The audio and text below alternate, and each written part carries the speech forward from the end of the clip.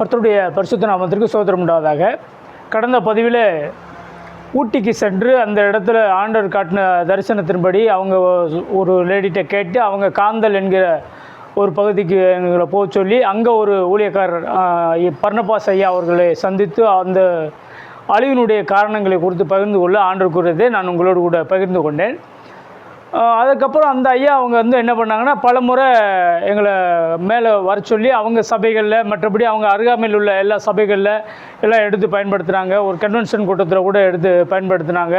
நாங்கள் அங்கெல்லாம் ஆண்டவர் இந்த காரியங்களை சொல்லி இதுக்காக ஜெபிக்க சொல்லியிருக்கிறாரு, இதுக்காக ஜெபம் பண்ணிக்கிங்க, மனம் திரும்புங்க, பரலோக ராஜ்யம் சமீபத்தில் இருக்கிறது, அப்புறம் பரிசுத்தாவியை பெறாதவங்க பெறுங்க, இப்படியெல்லாம் நடத்தும் பொழுது அங்கே பல பேர் அதற்கு ஒரு சிலர் ஆண்டவர் அவங்களோடு கூட பேசினாங்க. சிலருக்கு ஒரு கூட்டத்தில் கூட ஒரு சகோதரிக்கு தேவனுடைய கை பிரதேட்சமாக அவங்கள தொட்டது. அப்போது இந்த மாதிரி பல காரியங்கள் ஆண்டவர் நடத்துகிறாங்க. ஒரு சபையில் போய் நடத்திக்கிட்டு இருக்கும் போதில் பார்த்திங்கன்னா, அங்கே திடீர்னு ஒரு ரோஜா அப்படியே மலர் அப்படி கவுந்துருக்கிற மாதிரி காட்டினார். அதுக்கு கீழே நிறைய ஜனங்கள் இப்படி உள்ளே நிற்கிறாங்க. அது சுற்றிலும் அப்படியே மழை அடித்து ஊற்றுது. அப்போ ஆண்டவர் சொன்னார், அதாவது தீர்க்க தரிசனமாக சொன்னார். அந்த டைமில் ரோஜான்றது அவர் தான், சாரோனின் ரோஜா என்று ஆண்டவர் தான் சொல்கிறோம். இப்போ என்னுடைய செட்டைக்கு கீழே, என்னுடைய பிரசனத்துக்கு கீழே, என்னுடைய மகிமைக்கு உள்ளே இருக்கிறவங்கள எந்த வித பாதிப்பு வராது. ஆனால் தேசத்தை முதலாவது மழையினால் வாதிப்பேன் என்று சொன்னார். நாங்கள் அங்கே போய் சொல்கிறதுக்கு ஒரு 4 வருஷத்துக்கு முன்னாடி அவ்வளோவா மழையே கிடையாதாமா. அந்த நாங்கள் இறங்கின அன்னைக்கு நல்லா அடித்து மழை ஊற்றிருக்குது. அதுக்கப்புறம் ஊட்டியிலேயே இப்போ உங்களுக்கே தெரியும், ஒவ்வொரு வருஷத்துக்கும் மேலும் மழைகள் அதிகமாக தான் ஊற்றிருக்குது. ஊட்டியில் மற்ற எங்கேயும் மழை பெய்தோலையே ஊட்டியில் மழை பெய்யும். அப்போ எல்லா இடங்களையும் அதே மாதிரி மலைப்பகுதிகள் எல்லாமே மேக்சிமம் நல்லா மழை பெய்யுது.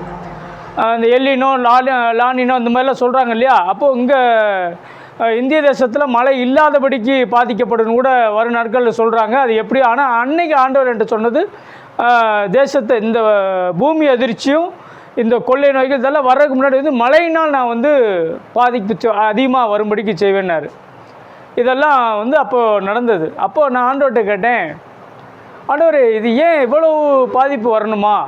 ஏன் அப்படி என்ன இந்த மலையில் வாழ்கிற மக்களை அப்படி என்ன பாவம் பண்ணாங்க? பூமியில் கீழே உள்ள எல்லோரும் தான் பாவம் பண்ணுறாங்க, மலைகளில் மட்டும் என்ன அவ்வளோ பாவம் அதிகமாக இருக்குன்னா, பட்டணங்களிலும் பாவம் அதிகமாக இருக்குது, மலைகளில் இன்னும் பெரும்பாலான இடங்கள் அதிகமான பாவமாக இருக்குது. அப்படி என்ன அதிகமான பாவம்ன்ற முதல்ல ஒரு முறை நாங்கள் கூட்டம் முடிச்சுட்டு அந்த கன்வென்ஷன் எல்லாம் ப்ரேயரை முடிச்சுட்டு நாங்கள் திரும்ப கடைசி பஸ்ஸில் தான் நாங்கள் வர வேண்டிய சூழ்நிலை ஏற்பட்டது. இப்போ கடைசி பஸ்ஸில் ஆண்டவரோடு பேசிக்கிட்டே வரும்பொழுதில் முன்னாடி 2-3 வருஷம் சீட்டில் எங்களுக்கு இடம் கிடச்சி நான் அங்கே உட்காந்துட்டோம். ஆனால் கடைசி பஸ்ஸுன்றனால வர்ற பஸ்ஸிலலாம் கூட்டம் இல்லை. அப்படி ஏதோ சீசன் இல்லாத டைமில் ஏதோ டைமில் நம்ம அப்படி போனதுனால அப்படி வந்தோம்.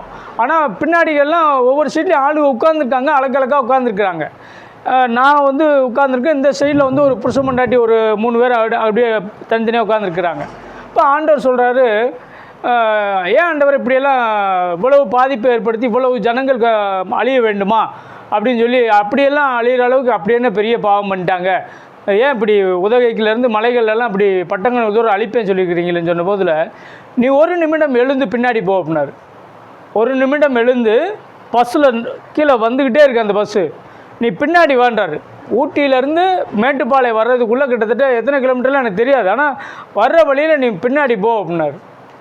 நான் மெல்ல எந்திரிச்சு பின்னாடி போனால் ஒரு கடைசி சீட்டு வரைக்கும் ஒரு 6-7 சீட்டில் நடந்த சம்பவங்களை பார்த்தீங்கன்னா, எவ்வளவு கேவலமாக எவ்வளவு அசிங்கமாக அந்த பஸ்ஸுக்குள்ளே நடக்கணுமோ அவ்வளவு கேவலமும் அவ்வளோ அசிங்கமும் அந்த பஸ்ஸுக்குள்ளே நடந்துக்கிருச்சு.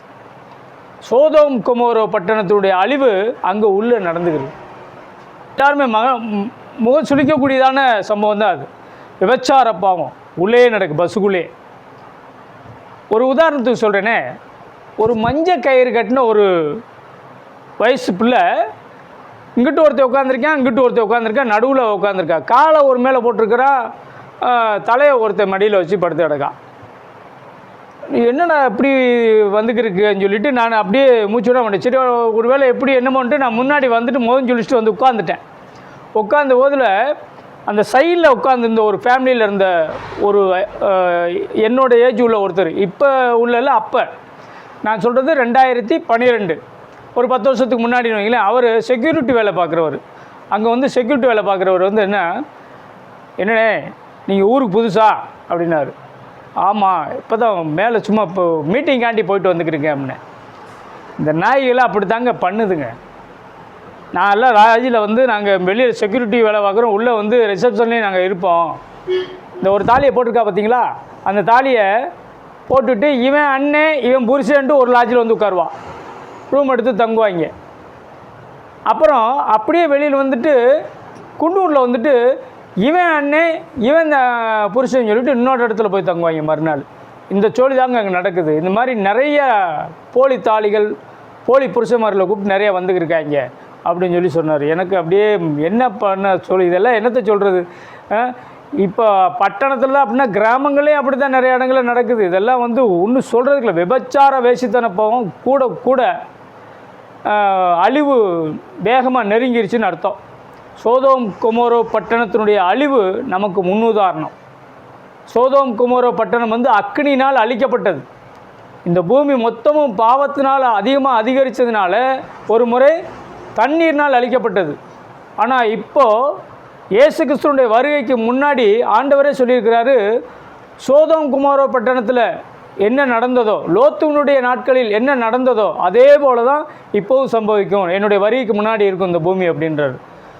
நோவாவினுடைய நாட்கள் எப்படி சம்பவிச்சதோ அதே மாதிரி தான் இப்போ பூமியில் நடக்கணும். இப்போ அந்த காரியங்கள் தான் பூமி முழுக்க நடத்துக்கிருக்கு. அதனால தான் அழிவு வேகமாக வரப்போகுது. அவருடைய வருகையும் சமீபமாக இருக்குது. அவர் வருகைக்கு முன்னாடி இதெல்லாம் நடந்தே தீரும். அப்போது நாங்கள் வரும்போதில் இது அந்த முறை நடந்தது. அது கூட இன்னொரு முறை பார்த்திங்கன்னா மேலே இருந்து வரும்போதே வந்து ஒரு 4 தூதர்கள் இறங்கி கையில் ஏதோ ஒரு புட்டி மாதிரி வச்சுக்கிட்டு மையெல்லாம் வச்சுக்கிட்டு போகிற மாதிரி அப்படியே போனாங்க. யார் யாருக்கும் முத்திரை போகிற மாதிரி போனாங்க. நான் அப்போ ஆண்டவர் இவங்களாம் யாருன்னா, எனக்காக பெருமூச்சு விட்டு அழுகிறவர்களுக்கும் ஆத்ம பாரத்தோடு இருக்கிற இந்த உள்ள ஜனங்களுக்கு உடைய நெற்றியிலே நான் முத்திரை போட போகிறேன்னு சொல்லி முத்திரை போட்டுக்கிருந்தாங்க. இதுவும் அப்போ நடந்தது. இனி அடுத்து ஊட்டிக்கு போனதுக்கப்புறம் இதெல்லாம் நடந்தது. தொடர்ந்து நாங்கள் போயிட்டு வந்துக்கிட்டு இருந்தோம். அதுக்கப்புறம் வந்து அந்த ஐயா அவங்க கூப்பிட்டு இருந்தாங்க, நாங்கள் போக முடியாது சொன்னோம். ஏன்னா எங்களை வேறு இடங்களுக்கு ஆண்டவர் அனுப்பிக்கிட்டு இருந்தார். அதுக்கு அடுத்து எங்களை எங்கே அனுப்புனார்னா மேட்டுப்பாளையத்துக்கு போய் சொன்னார். ஒரு வார கேப்பில் திரும்ப நீ மேட்டுப்பாளையம் போகணும், அங்கே ஒரு சில தரிசனங்கள்லாம் காட்டி அந்த ஸ்பாட்டில் போய் இந்த மாதிரி சொல்லணும்னு சொல்லி அங்கே சில வசனங்களை சொல்லி எங்களை அனுப்பிவிட்டார். அங்கே போனப்போ அங்கே என்ன நடந்தது அப்படின்றத நான் அடுத்த பதிவில் உங்களுக்கு வெளியிடுகிறேன். கர்த்தர் தாமே உங்களை பாதுகாப்பாராக, ஆசீர்வதிப்பாராக. ஆமென்.